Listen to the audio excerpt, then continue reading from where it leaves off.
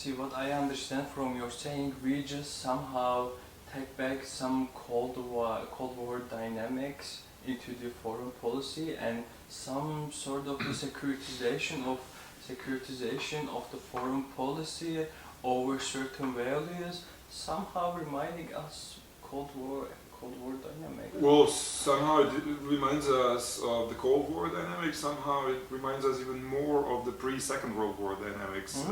A lot of people saying we are now living in the 1930s and brace we make ourselves. this, God forbid. But it can really be understood. You look at these waves of democratization as defined by Samuel Huntington.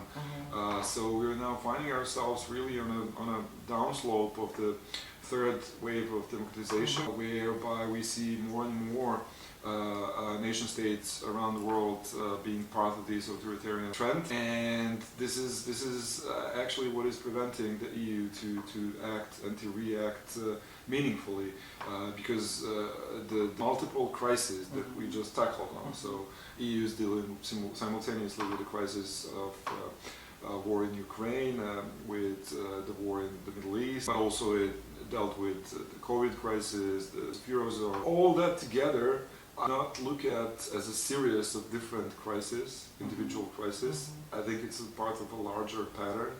This larger pattern is the lack of liberal democratic policies and consensus-based decision-making on the part of the EU.